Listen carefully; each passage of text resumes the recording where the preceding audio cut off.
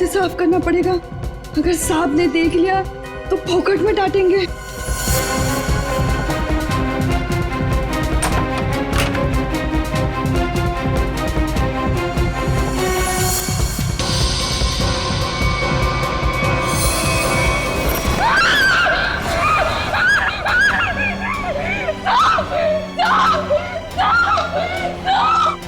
क्या हुआ? इतनी जोर से क्यों चिल्ला रही है? अरे कुछ बोलती क्यों नहीं? चिल्ला तो ऐसे रही थी जैसे कोई भूत देख लिया हो।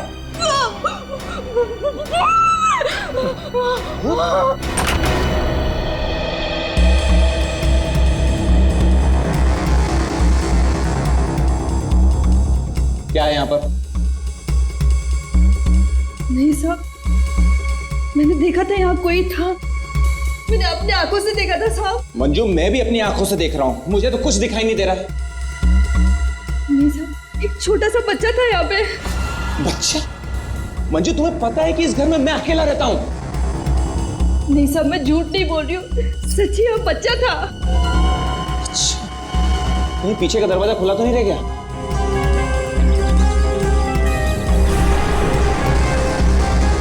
देखा, मैंने पहले ही कहा था, जरूर पीछे का दरवाजा खुला रह गया होगा। वो लड़का जरूर यहीं से अंदर आया होगा। किचन का काम छोड़कर बाथरूम की तरफ क्या करने गई थी? वो सब दूसरे बर्तन में दाल डाल रही थी और बर्तन टूट गया।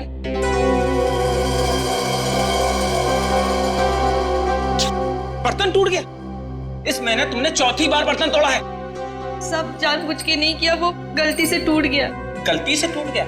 इस बर्तन का पैसा तुम्हारी पगार में से काटूंगा, तब पता चलेगा गलती कैसे होती है।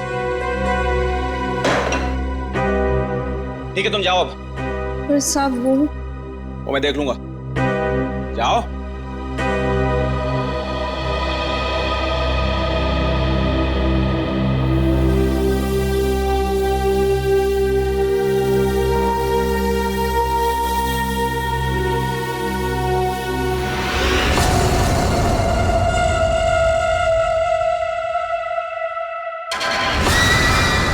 इतने साल से काम कर रही है, फिर भी भरोसा नहीं है इस आदमी को मेरे पे। अरे बर्तन ही टूटा था ना, पगार काटने की काय जरूरत थी इसको? स्वतःला काय समजतो माहित नाही, खडूस कहीं का। काय झालं? अगं ए मंजू, काय झालं? अगर काय नहीं गो, वो मेरा साहब है ना, जब देखो kit kit kit kit kit kit करता रहता है। आता काय झालं? अगर काय नहीं ग, वो उसका बर्तन काय म्हणतात त्याला, बाउल, वो बाउल मेरे हाथ से टूटा तो इसने बोला कि मेरे पगार में से पैसा काटेगा। अगं भाई, तू बघ आता गौरी, मी त्याला ना सोडणार नहीं। कैसे है ना उसका पोल पट्टी निकालती हूँ बाहर, तू देख। पोल पट्टी? मतलब क्या जानती है रे? अरे वो घर में अकेला नहीं रहता, उसके घर में और कोई भी है। क्या बोल रही है तू? मैंने उसके घर पे एक छोटा बच्चा देखा। बच्चा? और नहीं तो क्या, वो तो अकेला रहता है ना। उस घर में है ना, मेरे को बहुत डर लगता है। अजीब अजीब सी आवाजें आती है वहाँ पे। मेरे को तो लगता है इस घर में जरूर कुछ चल रहा है। हमको है ना उसके बारे में पता करना होगा, और उस बच्चे के बारे में भी। क्या? ठीक है, चल अभी पूछते हैं उसको। चल चल। अगर थाम की कुटे चल लिए, जब भी देखो घोड़े पे सवार रहती है। फिर नहीं तो क्या? अरे साहब घर में रहेंगे ना अभी। अरे तो कल जाते हैं। नहीं नहीं, कल नहीं, कल मेरे को ना बहुत इम्पोर्टेंट काम है। एक काम करते हैं, हम लोग परसों जाते हैं। परसों में आते हैं ना तो सब मिलते हैं और उधर जाते हैं और उस बच्चे के बारे में खोजते हैं। ठीक है? ठीक है, परसों फिक्स है। उसको जाके पूछते चल। हाँ चल गा, चल ठीक है, चल चलो।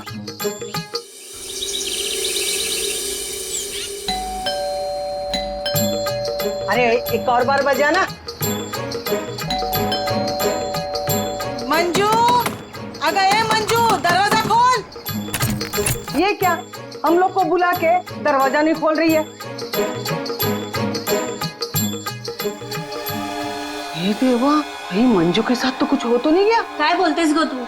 ये सीमा, मंजू ने बोला था इस घर की चाबी ना वो बगल वाली भाभी के पास रख के जाती है। हाँ चल देखते हैं। चला गया, लवकर लवकर।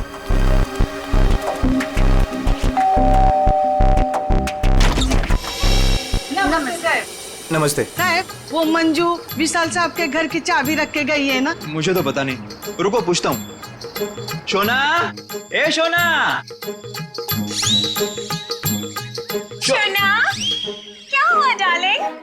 शोना ये सब पूछ रहे हैं मंजू आई है क्या? वो आई थी क्या? नहीं आए। तुमने इनको बताया नहीं? नहीं आई। भाभी जी तुम झूठ बोल रही है। झूठ? मैंने देखा था वो इधर आई है। मैं और झूठ? अगा भाभी जी, मंजू ने आज हम सबको विशाल साहब के यहाँ बुलाया था, लेकिन वो दरवाजा इसलिए खोल रही है, हम लोग को चिंता हो रही है।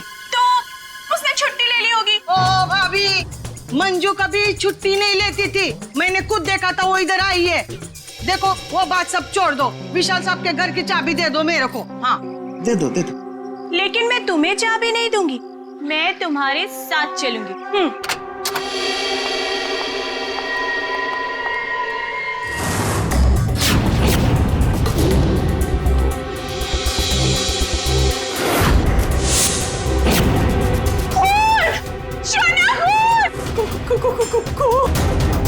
ये सब तुम लोगों ने किया है।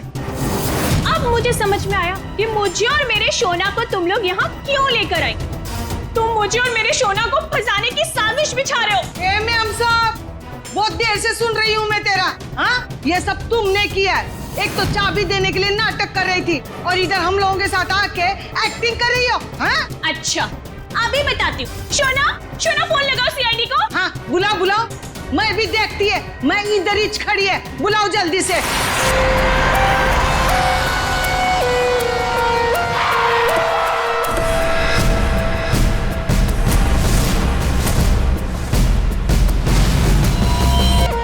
आपको देख करके लगता है बहुत जोर से वार किया है।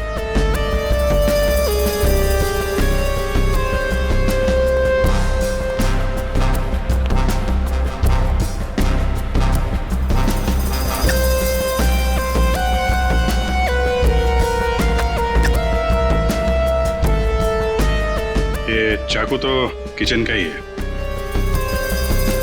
सिर का घाव चाकू का तो नहीं है ना? नहीं, सिर का घाव चाकू का नहीं है। सिर पर किसी भारी चीज से वार किया गया है और वो भारी चीज है ये फूलदान।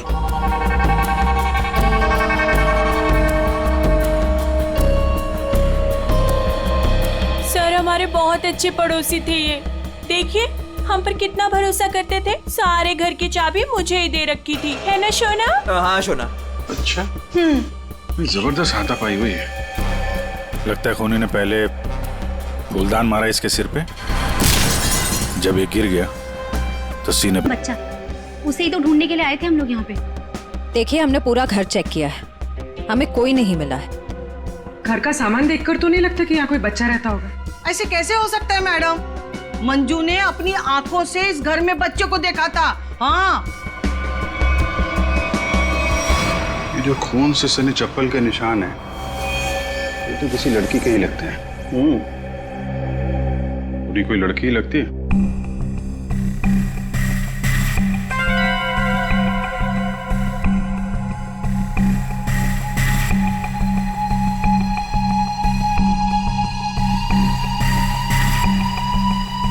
हो सकता है अभिजीत, पूरी कोई लड़की हो सकती है। मानसी कौन है?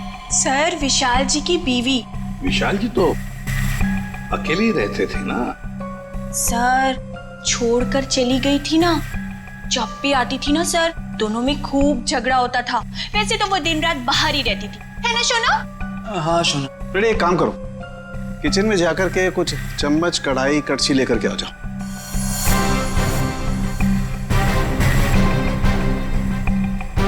भाभी जी जरा एक गिलास पानी मिलेगा? जी। नहीं नहीं, यहाँ से नहीं, ये तो क्राइम सीन है ना, अपने घर से ले आएंगे प्लीज।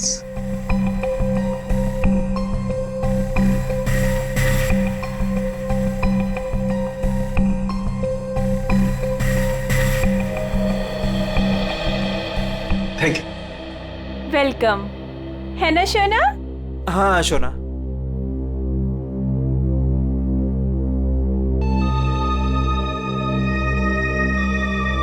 फिर से चोरी, सुधरेगा नहीं तू। भाई साहब, चोरी नहीं कर रहा हूँ, आपका काम आसान कर रहा हूँ, सबूत इकट्ठे कर रहा हूँ। अरे मालूम है यार, तेरा दिमाग काम करने लगा है। क्या क्या? अभी थोड़ी कर रहा है, हमेशा से करता है। अरे हाँ हाँ पता है। हाँ। सर, वो तीनों बाइयां एक ही बात कह रही हैं कि इस घर में एक बच्चा था जिसे मंजू ने देखा था।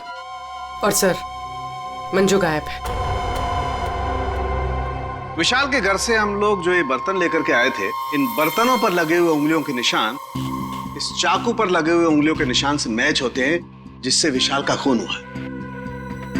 बॉस, विशाल के घर के किचन में सिर्फ मंजू का ही आना जाना था। मतलब खून मंजू ने किया है? बिल्कुल, खून मंजू ने किया, लेकिन मंजू के साथ एक और आदमी भी था। कौन कौन था? आइए आइए।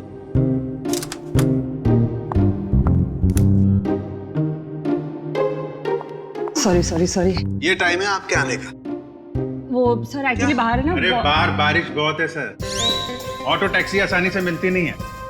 ऐसे में बेचारी तारिका जी इतनी मुसीबत से यहाँ पर आई हैं और आप उन्हें डांट रहे हैं। ओह अच्छा, तो आपको तारिका जी से इतनी हमदर्दी है तो आप एक काम कीजिए, तारिका को लाने ले जाने की जिम्मेदारी ले लीजिए ना। हाँ, आप कह दें तो कर देंगे ये भी। कब हो सकते? शक्ल देखो इनकी। क्या सालुंखे, मंजू के साथ जो आदमी था उसके बारे में बता। मंजू के साथ जो दूसरा आदमी खून में शामिल था, उस आदमी का रंग गोरा होगा, मतलब उसकी स्किन फेयर होगी।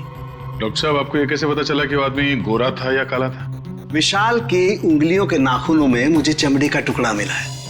उस चमड़ी के टुकड़े का रंग साफ। जब विशाल ने उस आदमी को खरोंचा होगा तो चमड़ी का टुकड़ा उसके नाखूनों में आया होगा।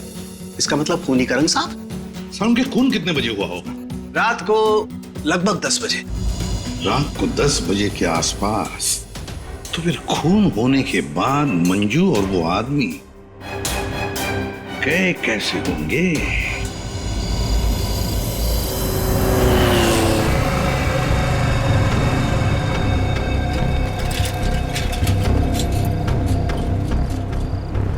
अरे सुनो भाई साहब।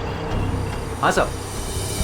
कल रात आपने यहाँ पे किसी ऐसी औरत को देखा जिसकी हाइट करीबन 5-5.25 फीट रही होगी और साड़ी पहनी थी उसने। रात 10-10:15 बजे की बात है। उसके साथ में एक बच्चा भी था। औरत, बच्चा, हाँ याद आया साहब। एक औरत को मैंने छोड़ा तो था, वो इस गली से बाहर आई थी और मेरे ही ऑटो में बैठी थी, लेकिन तब बच्चा नहीं था उसके पास।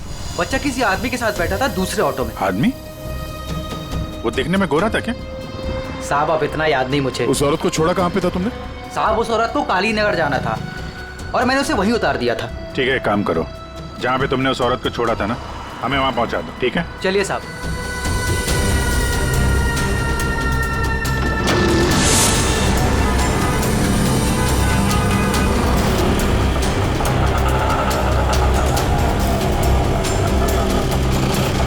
साहब यहीं पे छोड़ा था मैंने उसको और वो यहीं से आगे गई थी।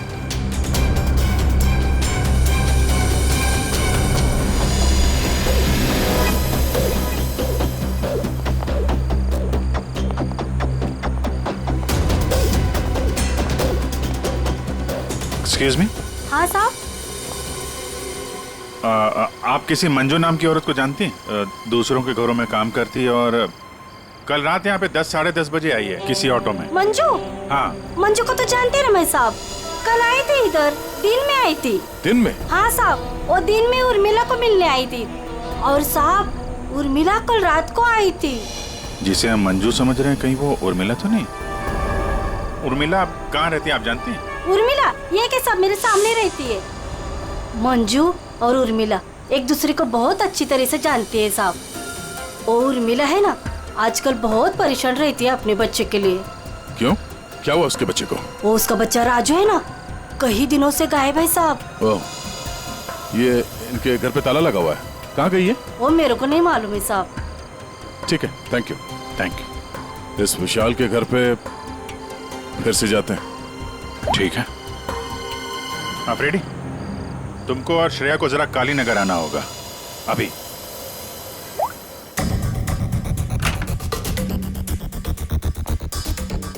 अगर बच्चा यहाँ पे था तो गायब कहाँ हो गया?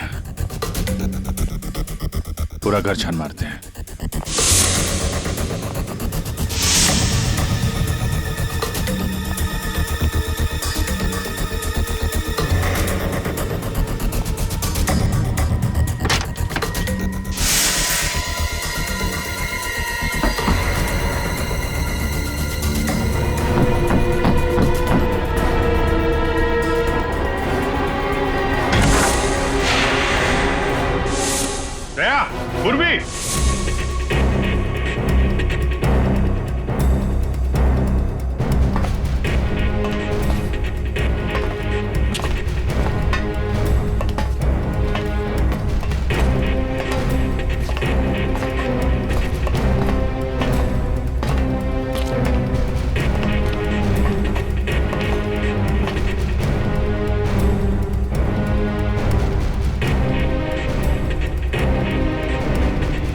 विशाल ने अपने घर के अंदर ये खुफिया बेसमेंट क्यों बनवाया होगा?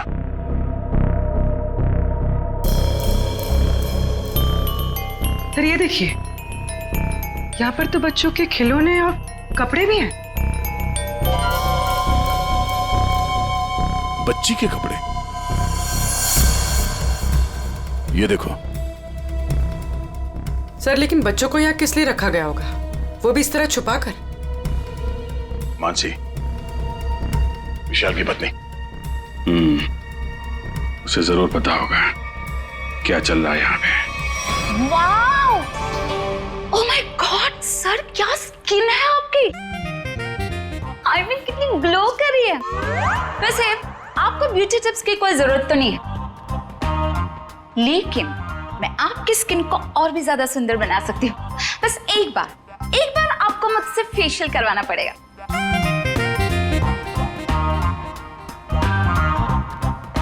आप कौन है? मैं मानसी ब्यूटिशियन, विशाल की वाइफ। अच्छा। आप लोगों ने तो मुझे कॉल करके बुलाया था। देखिए, आप ये ब्यूटी टिप्स बाद में दीजिएगा। You know what? मैं आपको एक हफ्ते में गोरा बना सकती हूँ।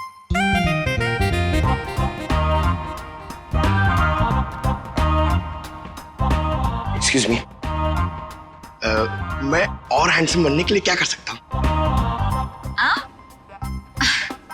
सॉरी, आपका कुछ नहीं हो सकता। हमने आपको यहाँ पे ब्यूटी टिप्स देने के लिए नहीं बुलाया। आपके पति विशाल अपने घर के बेसमेंट में बच्चों को क्यों रखते थे? हाँ? What? कौन सा बेसमेंट? कौन सा बच्चा? आप और विशाल जिस घर में रहते थे, वहां पे हमें एक सीक्रेट बेसमेंट मिला है, जहां पे वो बच्चों को छुपा के रखता था। Really? लेकिन सर उस घर में मैंने आज तक किसी कोई बेसमेंट को नहीं देखा। ये बच्चों के बारे में तो मैं पहली बार सुन रही। रहा सवाल विशाल का, तो वो तो एक नंबर का घटिया इंसान है। घटिया? So you know what? विशाल बहुत पैसे कमाता था, लेकिन मेरे से और किसी को भी नहीं पता कि वो इतने सारे पैसे कहां से लाता था। कहां से लाता था? सर पता है, विशाल ना होटल्स एंड रेस्टोरेंट्स में घूमता था, वो भी अलग अलग लड़कियों के साथ, और ढेर सारा पैसा लाता था। जी। अच्छा। और इसी वजह से मैं उसे डिवोर्स देना चाहती थी, और सबूत इकट्ठा करने के लिए मैं उसके पीछे पीछे भी घूमती थी। इस बात का कोई सबूत है आपके पास? सबूत है ना?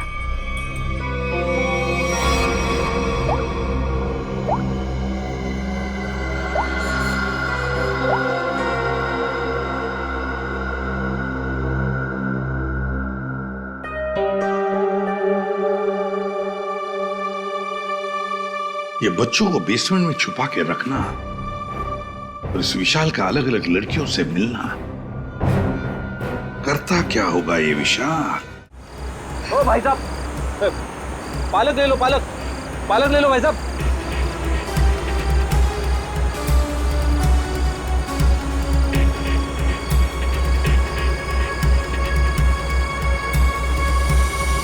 बहुत रात हो गई श्रेया, मुझे तो नींद आ रही है। ठीक है सर, थोड़ी देर आराम कर लेते हैं।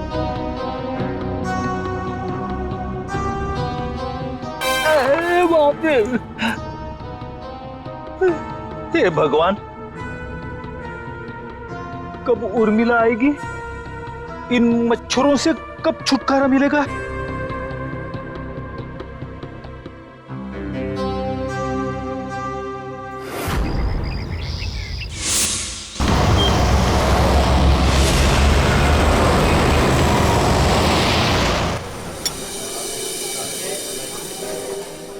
एक्सक्यूज मी, सुनो जरा। जी साहब। ये फोटो देखो, इस औरत को पहचानते हो? हाँ साहब, ये लड़की अक्सर यहाँ आती रहती है। आज आई है? आज सर वो देखो आ रही है।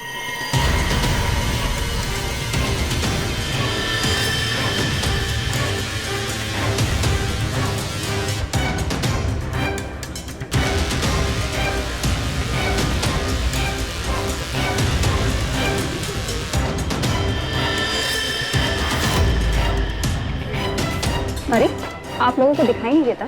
मैं यहाँ पर पहले से बैठी हूँ। देखिए यहाँ पर काफी जगह है, आप कहीं और जाके बैठ जाइए। हम लोग बिल्कुल सही जगह बैठे हैं। चुपचाप बैठी रहे, वरना वरना क्या? CID।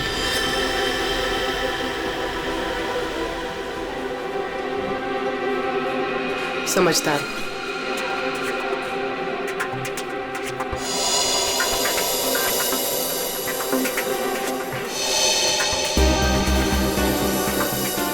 हाँ सर, मैं विशाल के लिए काम करती थी। कैसा काम? सर वो विशाल बच्चों की खरीद फरोख्त करता था। मतलब चाइल्ड ट्रैफिकिंग करते थे तुम सब? हाँ? जी सर। पूरी बात बताओ। सर वो हम 3 लड़कियां हैं। पहले हम घूम घूम कर पता करते हैं। क्या क्या पता करते हो? हम अलग अलग जगह जाकर छोटे छोटे बच्चों पर नजर रखते हैं, उनके बारे में पता करते हैं। अगर उनके माँ बाप गरीब हुए तो हम उन्हें पैसे देके उनके बच्चे खरीद लेते हैं, और ज्यादातर हम बच्चों को किडनैप करते हैं, फिर उन बच्चों को हम विशाल को सौंप देते हैं। सर ये तुम्हारे चेहरे का नक्शा इसी चक्कर में बिगड़ा? जी मैडम, वो कुछ टाइम पहले कालीनगर चौक से एक बच्चा उठाया था। जिसका बच्चा था उस औरत को मुझ पर शक हो गया। उसने चिल्ला चिल्लाकर सारे चौल वालों को इकट्ठा कर लिया और विशाल के अलावा और कौन कौन शामिल है इसमें? सर वो अमित। अमित? कौन कौन अमित? अमित हमारे साथ इस धंधे में काफी समय से है। कहाँ मिलेगा ये? मुझे उसका घर तो नहीं मालूम, लेकिन वो मुझे मिलने के लिए आदर्श नगर बुलाता है। और हाँ सर, वो अक्सर सफेद रंग की गाड़ी से आता है। सफेद कार? नंबर याद है? मुझे नंबर तो याद नहीं है। नंबर याद नहीं है? उसके बारे में कुछ बताओ, कैसा दिखता है? जी हाँ सर, अमित देखने में गोरा है, दुबला पतला सा है। गोरा? स्केच बनवाओ उसका जरा। भाजी ले लो, भाजी ले लो। पालक पालक पालक पालक पालक पालक पालक पालक बिस्किट बिस्किट बिस्किट पालक पालक अच्छा था। ये उर्मिला हाँ कविता, कहाँ थी रात भर तू? मैं बाद में बताती हूँ। अरे मेरी सुन तो पहले तू। कविता मैं बहुत परेशान हूँ, मैं बताती हूँ बाद में। बात अरे अरे लेकिन सुन तो सही तू।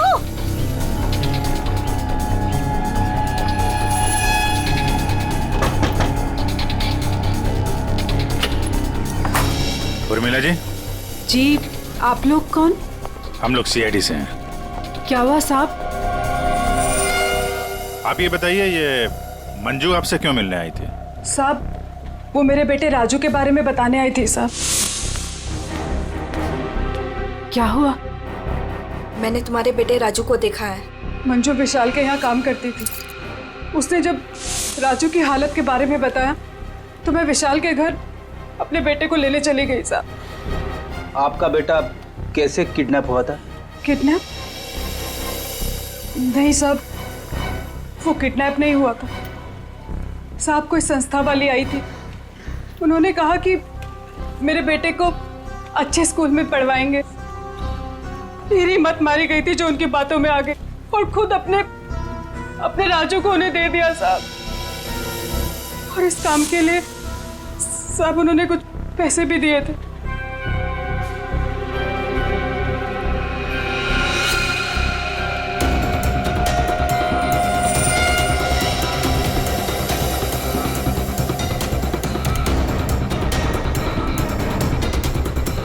तो आप गई थी राजू को लेने के विशाल के घर पे?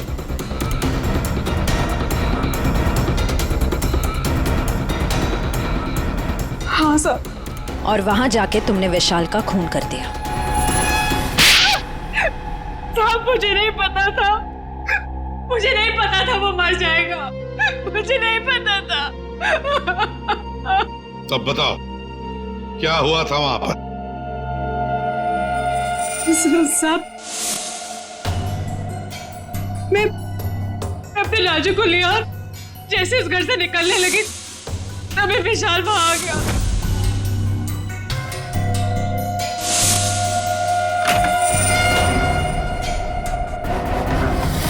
इतनी हिम्मत तू यहाँ तक आ गई? हाँ, मैं अपने बच्चे को इस नर्क से निकालने आई हूँ, और मैं इसे निकाल के रहूंगी। मुझे कोई नहीं रोक सकता, कोई भी नहीं। तू तू अगर अपनी कभी यहाँ से नहीं गई ना तो मैं तेरी आंखों के सामने तेरे बच्चे को मार डालूंगा। नहीं विशाल नहीं, मैं तुम्हारे आगे हाथ जोड़ती हूँ। विशाल मेरे बच्चे को वापस दे दो, नहीं तो क्या मुझे धमकी देती है? वो मेरे बच्चे को जान से मारने की धमकी दे रहा था। मैंने फूलदान उठाया और उसके सर पे जोर से दे मारा।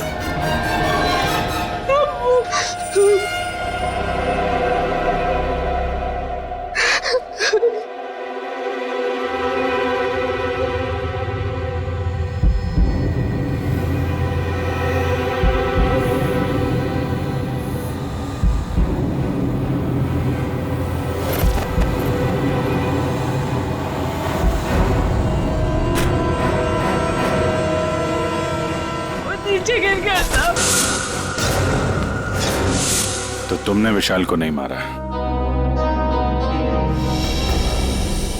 लेकिन एक बात नहीं समझ में आ रही है, जब तुम्हारा बेटा राजू तुम्हें विशाल के पास से मिल गया तो फिर वो दोबारा गुंडों के हाथ में कैसे पहुंच गया?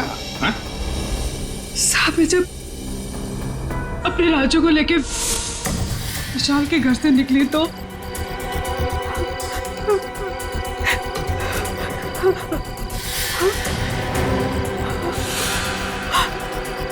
क्यों?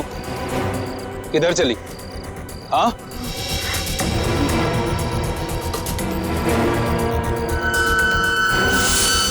मेरे लिए मेरे बच्चे की जान सबसे कीमती है साहब। मैं क्या करती?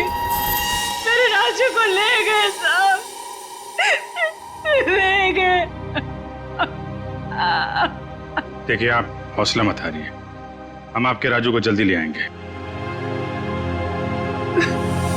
इस आदमी को पहचानते हो? अमित नाम है इसका। No help, no help.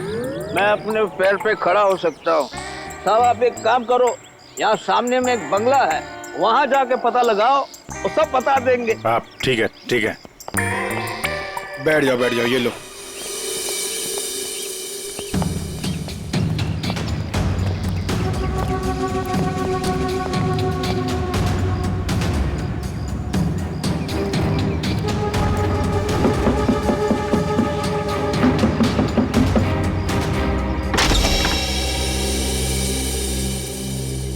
जी कहिए। अमित है घर पे? जी नहीं, वो तो नहीं है। कहाँ गया? पता नहीं। आप? मैं उनकी पत्नी हूँ। और आप लोग? हम लोग सीआईडी से हैं। हमें आपके घर की तलाशी लेनी। अरे नहीं, आप लोग ऐसे नहीं कर सकते। अगर उन्होंने मुझे पराये मर्दों के साथ बात करते देखा ना तो बहुत डांटेंगे। मैडम हमें अपना काम करने दीजिए, आप साइड में हो जाइए।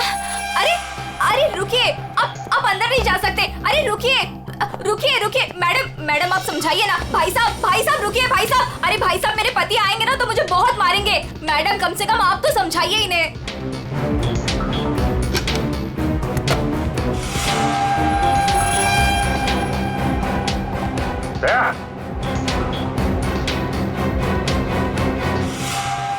ये औरतों की विग, पेंसिल हिल वाली सैंडल है, ये इतने मॉडर्न कपड़े। ये अमित की बीवी तो इतने बड़ा घूंघट वाली है, ये पहनती होगी क्या ये सब? ये विग, ये मॉडर्न कपड़े, ये सब किसके हैं? जी वो तो मैं कभी कभी उनके लिए बस। क्यों, क्या हुआ? आप जरा अपना घूंघट हटाएंगी? हे भगवान, आप कैसी बातें कर रहे हैं? मैं पराये मर्दों के सामने अपना घूंघट नहीं उठा सकती। मैं तो औरत हूँ, मुझे दिखा दीजिए अपना चेहरा। नहीं।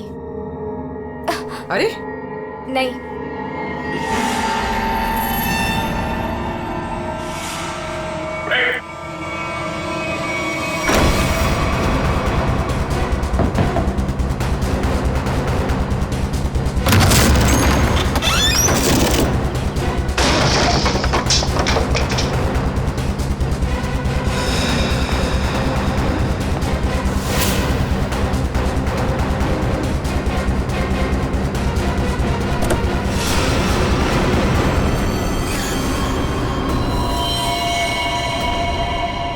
तो मर चुका है, किसी ने गोली मारी इसे। कार चेक करो।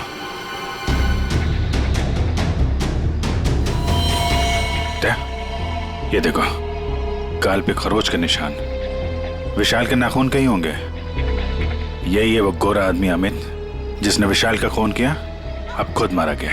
सर, हाँ सर ये देखिए। कोई राजू तो नहीं है इसमें, या फिर कोई और बच्चा? तो उन्होंने मुझे बांध के यहाँ डाल दिया। तो फिर राजू है कहाँ? इनको अंदर ले जाओ। पंकज, एम्बुलेंस बुलाओ जल्दी।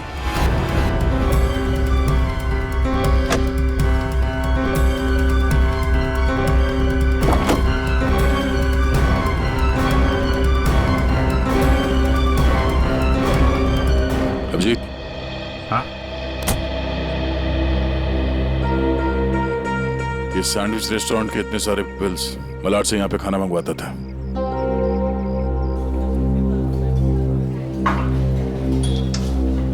अरे वो manager, thank you. Excuse me sir, sir यहाँ पे कोई काम मिलेगा सर? सर मुझे इंटर्नशिप करना है सर। सर मैं फ्री में काम करूंगा सर, मैंने होटल मैनेजमेंट का कोर्स भी किया हुआ है सर। यहाँ पे डिलीवरी बॉय बना दीजिए sir, please sir, I request you sir. इतनी पढ़ाई करके डिलीवरी बॉय का काम करोगे तुम? ठीक है, thank you sir.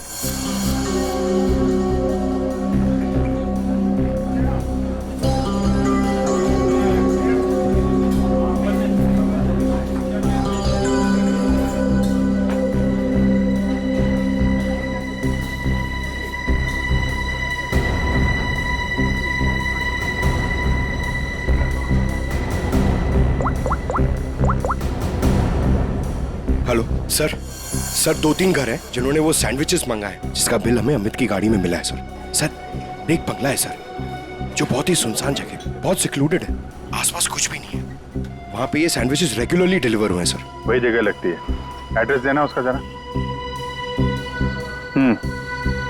Okay, 13 number ना।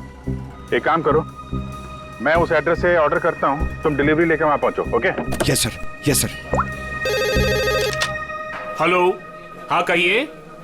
4 सैंडविच, एड्रेस? हाँ, आ जाएगा, जल्दी भेज रहा हूँ। हाँ सुनो बेटा, सर मैं जाता हूँ सर, फ्री में डिलीवरी। हाँ जाओ, लेकिन डिलीवरी जल्दी करना। yes. हाँ जाओ।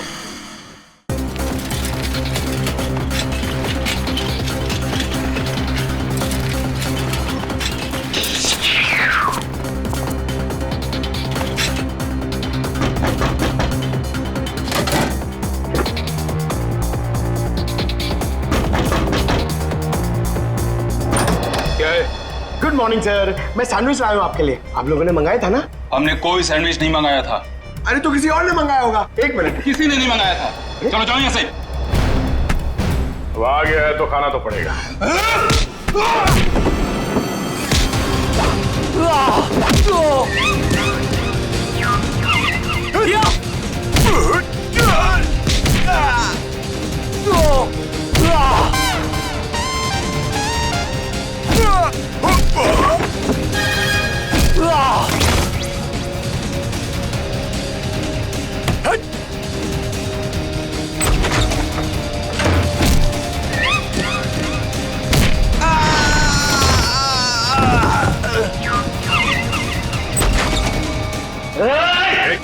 रुक जाओ। अगर बच्चे की जान की सलामती चाहते हो तो वहीं रुक जाओ।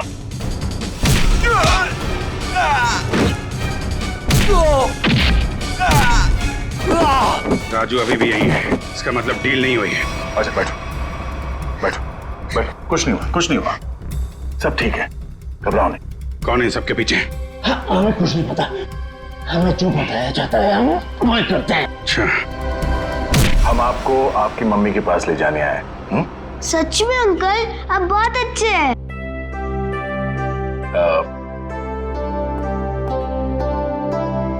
अच्छा बेटा, आपसे एक बात पूछनी।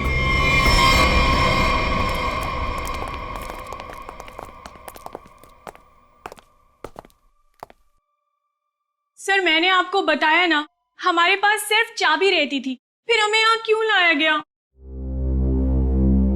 क्योंकि खूनी तुम में से ही कोई एक है। हम में से कोई एक? ये आप कैसे कह सकते हैं? क्योंकि यहाँ पे जितने भी लोग हैं उन सब के पास विशाल को मारने के लिए कोई ना कोई वजह है।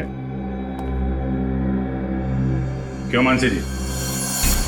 वजह? नो नो नो नो, मेरे पास कोई वजह नहीं। वो तो बस विशाल मुझे तलाक देना चाहता था और मैं उसका भांडा फोड़ना चाहती थी, दैट्स इट। अच्छा अच्छा अच्छा, तो इसीलिए सबूत इकट्ठा कर रही थी तुम विशाल के खिलाफ? उसका पैसा ऐंठना चाहती थी ना तुम, और जब पैसा नहीं मिला तो खून कर दिया उसका। What? खून? नो नो नो नो, मैंने उसका कोई खून नहीं किया। ये सब झूठ है, ये सब गलत है। उर्मिला जी, आपने हमें कहानी सुनाई, हमने वो कहानी मान ली, लेकिन आपने हमसे झूठ बोला कि वहां पर आप अकेली थी, जबकि आपके साथ एक और आदमी था। जब अपने बेटे को बचाने की कोशिश में आपने विशाल का खून कर दिया। नहीं साहब, ये झूठ है, मैं सच्ची बोली आपको। साहब मुझे नहीं पता विशाल का खून किसने किया है, मैं बस वहां अपने बच्चे को बचाने गई थी साहब, बस। और मंजू तुम तो विशाल से नफरत करती थी। तुम्हारा पेमेंट जो काटा था उसने, इसलिए उसके घर की डुप्लीकेट चाबी बनाकर खून कर दिया उसका। नहीं मैडम, आईची शपथ, मैंने नहीं मारा विशाल साहब को। वो चाबी तो मैंने उर्मिला को देने के लिए बनाई थी। अच्छा तो चलो, सबने तो अपनी अपनी सफाई दे दी। अब बच्ची भाभी जी, आपका क्या कहना है? हा? वैसे आप भी विशाल जी के बारे में इतना सब कुछ जानते हैं कि उनकी बीवी वो भी नहीं जानती है ना? तो क्या जरा बताइए ना हमें, क्या रिश्ता था आपका और विशाल जी का? सर आप कहना क्या चाहते हैं? मैंने आपको बताया ना सर, विशाल जी हमारे बहुत अच्छे पड़ोसी थे। सर मैं गीता पर हाथ रखकर कसम खा सकती हूँ कि मैंने कुछ नहीं किया। शोना, बोलो ना। हाँ शोना जी बोलिए। आप तो एकदम चुप हो गए हैं, कुछ बोलिए। हाँ बोलता हूँ ना। ये ठीक कह रही है शोना, हम लोग तो सिर्फ अच्छे पड़ोसी थे। अच्छे पड़ोसी थे तुम लोग? तो फिर बताइए ललित जी, कौन खून कर सकता है इनमें से?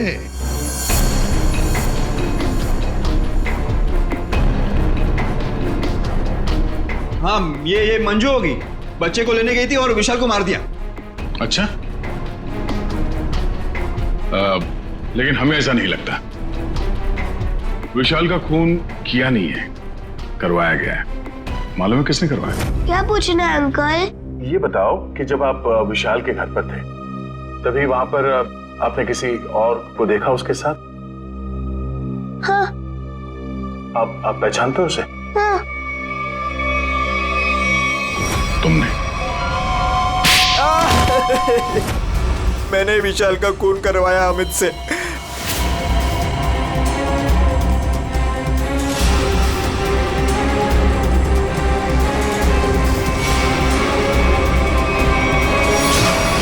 मैंने पैसों के लिए बच्चों को बेचा।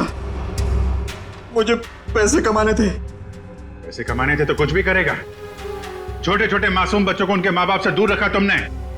पैसों के लिए इतना घिनौना काम किया।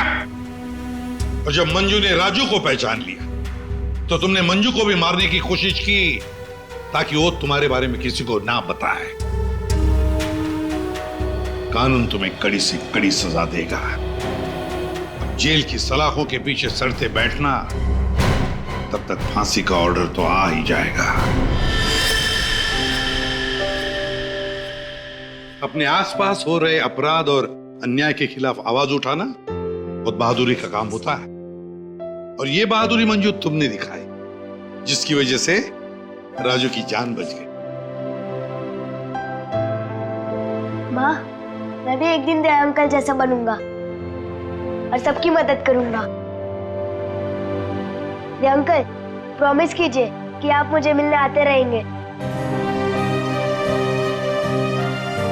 अरे हाँ बेटा, मैं प्रॉमिस करता हूँ आपसे, मैं मिलने आता रहूंगा। क्या राजू, तुम तो बड़े ही बहादुर निकले यार। गुंडों के साथ रह के बिल्कुल डरे नहीं। जो बच्चा दया का दोस्त होता है कभी नहीं डरता है। हाँ अंकल।